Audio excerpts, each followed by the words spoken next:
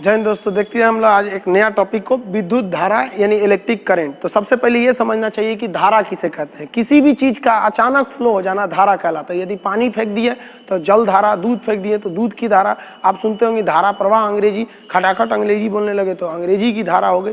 यानी विद्युत धारा तब क्या है, यानी इलेक्ट्रिक करंट, इलेक्ट्रॉन का धड़ाधड़ बहने लगना विद्युत धारा के नाम से जाना जाता है। यानी flow of electron is known as current. अब इलेक्ट्रॉन का बहना क्या कहलाता है, करंट कहलाता है। कितना इलेक्ट्रॉन बहना चाहिए, एक इलेक्ट्रॉन फेंक दिए तो नहीं कहलाएगा धारा। धारा के लिए बहुत सारा होना चाहिए, तो कितना होना चाहिए इसके बारे में हम लोग समझते हैं। देखिए, धारा को हम लोग नापते हैं एम्पियर में। धारा यानी एम्पियर में करंट को नापते हैं। एक एम्पियर जो होता है वो कितना होता है, 625 पे 0 ऐसे लिख दीजिएगा और इस पे 15 तो 0 ऐसे लगा दीजिएगा। एक एम्पियर धारा जो होती है, इतना इलेक्ट्रॉन पर सेकेंड हमारे शरीर में प्रवेश कर जाता है। यानी एक एम्पियर का अगर किसी को करंट लग रहा है तो इतना, अब इसको गिन लीजिए आप कितना होता है। ये इसकी हम शॉर्ट में वैल्यू लिख देते हैं, 25 × 10⁻18 इलेक्ट्रॉन पर सेकेंड। इतना खतरनाक होता है एक एम्पियर की धारा। इसलिए जब कभी हम लोग को एक एम्पियर का करंट लगता है तो पूरा ऐसे हाथ कांप जाता है, क्योंकि एक सेकंड में इतने इलेक्ट्रॉन हमारे शरीर के अंदर प्रवेश कर गए। सब एक एम्पियर में तो इतना तगड़ा पावर हो गया। उसी हिसाब से 5 एम्पियर, 6 एम्पियर, 7 एम्पियर, यानी एम्पियर जितना बढ़ाएंगे ना तो उसमें इलेक्ट्रॉनों का नंबर बढ़ेगा और वो करंट बहुत पावरफुल होगी। लेकिन बात यहाँ ये आती है कि इलेक्ट्रॉन आगे क्यों बढ़ता है। इलेक्ट्रॉन आगे बढ़ता है इसलिए, इसका मतलब इलेक्ट्रॉन को पीछे से कोई ढकेलता है। इलेक्ट्रॉन को जो पीछे से ढकेलता है उसको कहते हैं वोल्टेज। अगर 12 वोल्ट रहेगा तो धीरे धीरे जाएगा, और 220 वोल्ट रहेगा तो मारेगा एकदम भयानक। इसलिए बोलते हैं ना, लगे 440 वोल्ट छूने से तेरे, यानी एकदम जबरदस्त झटका लगता है छूने से। अब किसको छूने से आप समझिए अपने से। तो 440 वोल्ट का मतलब क्या होगा, करंट को आगे ढकेलने वाले को कहते हैं वोल्टेज, और करंट को रोकने वाले को बोलते हैं रेसिस्टेंट यानी प्रतिरोध। तो जो करंट को धकियाएगा वो हो गया वोल्टेज, और जो रोकेगा वो हो गया प्रतिरोध। और इस बीच में पिसाएगा बेचारा इलेक्ट्रॉन। इलेक्ट्रॉन कहेगा किधर ढकेल रहा है भाई, वोल्टेज आगे ढकेलेगा और ये धारा प्रतिरोध पीछे ढकेलेगी। जब भी दो लोगों में झगड़ा होगा फायदा तीसरे को ही होता है। 2 चक्की पिसती है, बीच में बेचारा गेहूं बर्बाद हो जाता है। तो जब भी 2 लोग में फायदा होगा तो तीसरा उसमें मजा ले लेता है। तो समझते हैं यहाँ तो झगड़ा हो गया 2 लोगों में, एक इधर से आ रहा है वोल्टेज और एक इधर से रोक रहा है उसको प्रतिरोध। अब बीच में पिस गया इलेक्ट्रॉन। अब समझते हैं इसमें क्या होगा। अब देखते होंगे गांव में 2-3 आदमी झगड़ा करते होंगे तो कई अलग अलग स्टाइल से झगड़ा करते हो। कोई फाइट से मारता होगा, कोई ईंटा चलाने लगता होगा, कोई बाल नोचने लगता होगा, कोई गाली देने लगता होगा। यानी सबके झगड़ा करने का तरीका अलग अलग है। उसी तरह से वोल्टेज जब इलेक्ट्रॉन को ढकेलता है तो उधर से प्रतिरोध रोकता है, जिस वजह से झगड़ा हो जाता है। अब सबका झगड़ा करने का स्टाइल अलग अलग है। अब जैसे टंगस्टन को ही ले लेते हैं। जो टंगस्टन होता है, टंगस्टन, ये कैसे झगड़ा करता है, जब इसके ऊपर से करंट गुजारा जाता है तो एकदम गुस्सा से लाल हो जाता है, एकदम टंगस्टन लाल एकदम चमकने लगता है। तो आदमी कहता है बहुत अच्छा, तुमको इसका मतलब जैसे करंट देंगे तुमको गुस्सा आएगा, तुम लाल हो जाएगा। तुम्हारा एक काम करते हैं, बिजली के बल्ब में डाल देते हैं। इसलिए बिजली के विद्युत बल्ब में जो फिलामेंट होता है वो टंगस्टन का होता है। अब बात आती है नाइक्रोम की। दूसरा देखते हैं नाइक्रोम। नाइक्रोम क्या होता है, नाइक्रोम का तार, ये एक अलग टाइप का इसका गुस्सा है। अगर नाइक्रोम के तार पर करंट को भेजिएगा तो नाइक्रोम का तार गुस्सा से एकदम लाल हो जाएगा, हीट देने लगता है, एकदम आग बबूला हो जाएगा। इसलिए जब कभी भी गर्मी की जरूरत होती है तो हम लोग नाइक्रोम का यूज कर देते हैं। जैसे हीटर में, प्रेस में, तो बाबू झगड़ा कर, वोल्टेज से झगड़ा कर कि फायदा दूसरे को होगा। थोड़ा वोल्टेज कम रहेगा तो बल्ब वही से जलता है, झगड़े नहीं हो रहा है तो मजा किसको आएगा।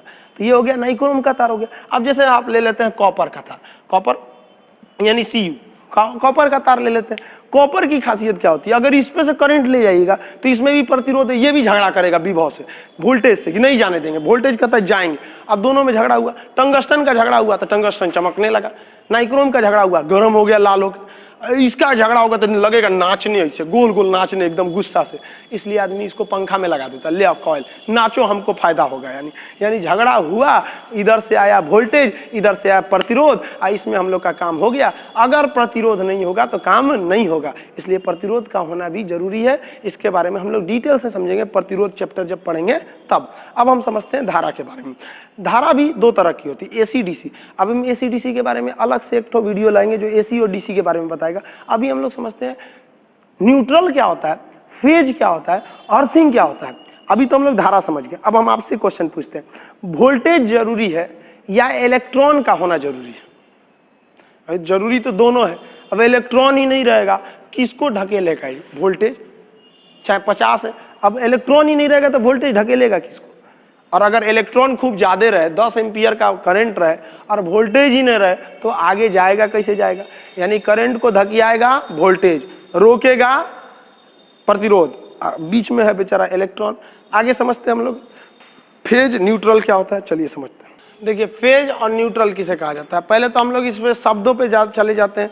फेज तार को हम लोग लाइव वायर कहते हैं, जिंदा तार कहते हैं, या फिर गर्म तार के नाम से जानते हैं। न्यूट्रल वायर को हम काले रंग का दिखा देते हैं, इसको हम लोग ठंडा तार के नाम से जानते हैं। फेज और न्यूट्रल होता क्या है समझिए। करंट की एक खासियत है कि अगर करंट जाएगा इधर से और अगर इसको लौटने का रास्ता नहीं मिला ना तो उधर झगड़ा नहीं करेगा, उधर कोई काम नहीं कर सकता है अगर करंट को लौटने का रास्ता नहीं मिला तो।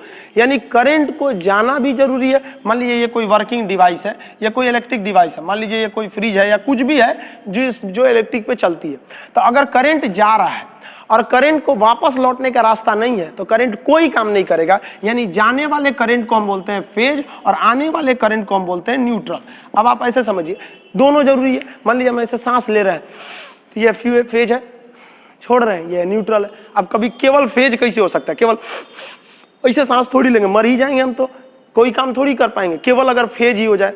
यानी आप ऐसे समझिए, चोर जब चोरी करने जाता है ना तो घुसता है, तो घुसने के बाद वो चोरी नहीं करता है, पहले वो सोचता है कि हम यहाँ से निकलेंगे कैसे, निकलने का रास्ता देखता है। और अगर निकलने का रास्ता नहीं है तो वो चोरी नहीं करता है, जानता है कि अगर पकड़े भी गए तो कह देंगे भैया गलती से आ गए थे।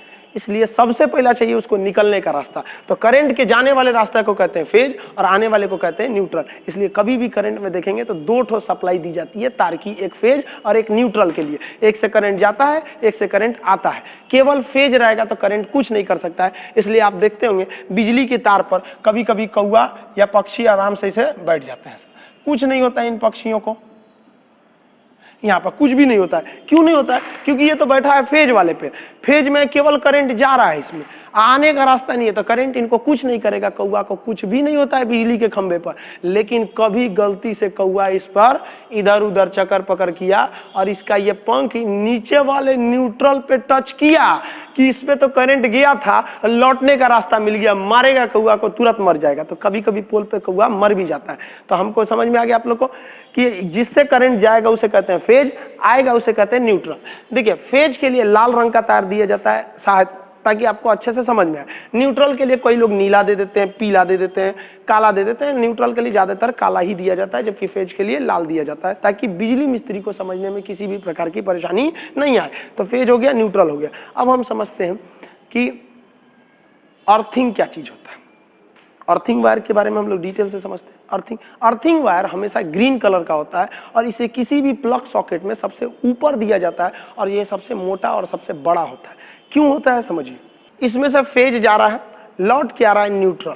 अगर गलती से फेज और न्यूट्रल के बीच में कहीं पर कहीं लीकेज या कटा पीटा हो जाए, मशीन थोड़ा कट जाए, तो फेज का रास्ता यहाँ से भी टच कर सकता है, फेज यहाँ से भी टच कर सकता है और हम इस मशीन को छुएंगे तो हम बन जाएंगे न्यूट्रल, क्योंकि फेज आया है इस मशीन में और फेज यहाँ से जा रहा है न्यूट्रल से, किंतु यहाँ पे क्या है, लीकेज है। इसलिए जब हम कभी इस मशीन को टच करेंगे तो करंट मार देगा। कभी कभी किसी मशीन को छूने पे करंट मार देता है।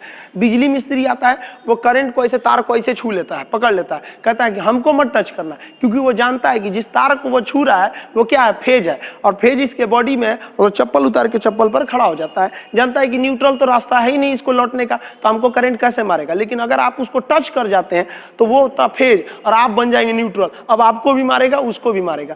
सेम कंडीशन यहाँ पे भी होता है। क्या होता है कि मान लीजिए यहाँ से फेज गया और ये रास्ते से लौट रहा था, यानी ये न्यूट्रल था, लेकिन यहाँ कहीं लीकेज के कारण ये बॉडी से टच हो गया, ये मशीन यानी फ्रिज है। तो अब क्या होगा, अगर हम फ्रिज को ऐसे टच करेंगे तो इसमें फेज पहले से था, अब हमको टच किया था, फेज आ गया हमारे शरीर में और जूते के रास्ते, पैर के रास्ते वो जमीन में चला गया, यानी वो न्यूट्रल हो गया, हमको भी मार देगा। तो एक काम किया जाता है घरों में, जहाँ से सप्लाई जाती है इसमें से एक तार को निकाल के जमीन के अंदर भेज दिया जाता है। जमीन के अंदर भेजने से क्या होता है कि यहाँ से आया फेज और जाना था न्यूट्रल का, जो एक्स्ट्रा करंट बाहर आया वो इस अर्थिंग वायर के थ्रू चला गया जमीन के अंदर। अब हम इसमें छुएंगे तो कहीं पे फेज बचा ही नहीं, जो फेज लौट रहा था न्यूट्रल वायर से लौटा, जो एक्स्ट्रा फेज था वो अर्थिंग वायर से लौट गया। इसका मतलब अर्थिंग का केवल और केवल एक ही काम है कि लीकेज के समय व्यक्ति को करंट लगने से बचा ले। अब लीकेज के समय बचाएगा, अब मान लीजिए कहीं हम प्लग लगाए हुए हैं, ये प्लग है सर, अब इसी में मान लीजिए अर्थिंग आ रहा है, इसी में फेज आया हुआ है, एक लाइन से आता है, एक स्विच के एक छेद में रहता है फेज, एक में रहता है न्यूट्रल। फेज लिख देते हैं, ये लिख देते हैं, न्यूट्रल लिख देते हैं। चलिए अब ये सॉकेट है, ये वाला एक है फेज, एक है न्यूट्रल। अब हम इसमें ऐसा खोसेंगे, मान लिया कि फेज वाला तार कहीं घिस के और इसमें बॉडी में हल्का सा टच हो गया था। अब क्या होगा, अगर हम इसको ऐसे टच करेंगे तो हमारे बॉडी में भी चला आएगा फेज और लौट के मारने का रास्ता हो जाएगा, क्योंकि जमीन से हम टच में रहते हैं। तो बचाएंगे कैसे, तो इसके लिए हम लगाते हैं न्यूट्रल का वायर। न्यूट्रल वायर क्या करता है, न्यूट्रल वायर किसी भी में सबसे ऊपर की ओर होता है। न्यूट्रल वायर, ये वायर है आपका न्यूट्रल वायर, ये ऊपर वाला बड़ा होता है, साइज में सबसे बड़ा होता है और लंबाई में भी सबसे ज्यादा लंबा होता है, मोटा भी होता है। क्यों, क्योंकि ये अर्थिंग वायर है, ये ऊपर से जुड़ा रहता है अर्थिंग से। अब अर्थिंग क्या करता है, देखिए ध्यान से, जब भी वायरिंग की जाती है तो एक फेज दिया जाता है, एक न्यूट्रल दिया जाता है और एक तार अर्थिंग दे दिया जाता है। जब कभी हम प्लग खोसते हैं तो पहले हमको अर्थिंग वाला खोसा जाता है, जितना फालतू फेज यहाँ बिखरा हुआ था वो अर्थिंग के रास्ते जमीन में चला गया, जो जरूरी फेज था वो सॉकेट में गया और जो लौटने के लिए रास्ता था वो न्यूट्रल में जाकर लौट गया। इसलिए कभी भी करंट हमको नहीं मारता है। तो ये हो गया फेज और न्यूट्रल, आने वाला फेज, जाने वाला न्यूट्रल। अब इसके बारे में हम लोग डिटेल से, कैपेसिटर क्या होता है, संधारित्र ट्रांसफार्मर, ऊंचाई ट्रांसफार्मर, एम्पलीफायर ट्रांसफार्मर और एम्पलीफायर में अंतर क्या होता है, डीसी में काम करता है कि एसी में काम करता है, डीसी जनरेटर, एसी जनरेटर, इसके बारे में हम लोग नेक्स्ट वीडियो में समझेंगे। तब तक के लिए जय हिंद।